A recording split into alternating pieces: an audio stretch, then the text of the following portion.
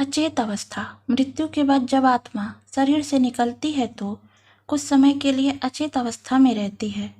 यह कुछ इस तरह का अनुभव होता है जैसे कोई मनुष्य बहुत परिश्रम करने के बाद खुद को थका थका सा या गहरी नींद में महसूस करता है, लेकिन कुछ समय बाद फिर से सचेत हो जाती है। सामान्य सा व्यवहार।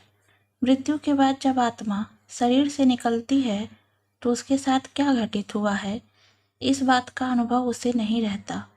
इसलिए जब आत्मा शरीर से बाहर आ जाती है तो उसके बाद भी वह पहले की तरह ही समान व्यवहार करती है। बेचैनी और घबराहट। आत्मा को तब बेचैनी और घबराहट होने लगती है जब वह अपने परिजनों को पुकारती है, उनसे कुछ कहना चाहती है, लेकिन कोई उसे देख या सुन नहीं पाता। उसकी आवाज़ बस उसी तक ही रहती है। ऐसे में आत्मा घबरा जाती है। ऐसा इसलिए होता है क्योंकि व्यक्ति केवल भौतिक चीज़ों को ही देख पाता है और महसूस कर पाता है। सांसारिक माया। आत्मा को शरीर त्यागने में दुख होता है, इसलिए वह अपने सगे संबंधियों से मिलने और बात करने की कोशिश करती है, लेकिन उसकी कोशिश नाकाम होती है। ऐसा इसलिए होता है क्योंकि आत्मा भी सांसारिक मोह माया के जाल में फंसकर शरीर को छोड़ने में दुखी हो जाती है। शरीर में जाने का प्रयास। आत्मा कई सालों तक जिस शरीर में रहती है वह फिर से उसी शरीर में प्रवेश करने का प्रयास करती है, लेकिन यमराज के दूत उसे शरीर में प्रवेश करने से रोकते हैं।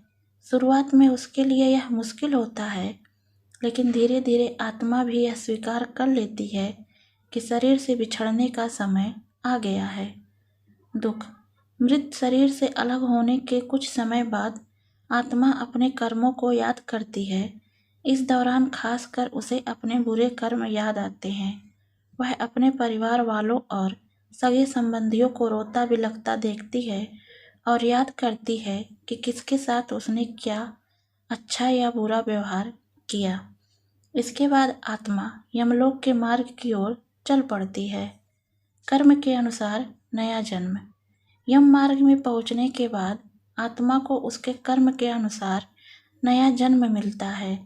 कुछ आत्माओं का तुरंत ही नया जन्म मिल जाता है, तो वहीं कुछ आत्माओं को इंतजार करना पड़ता है।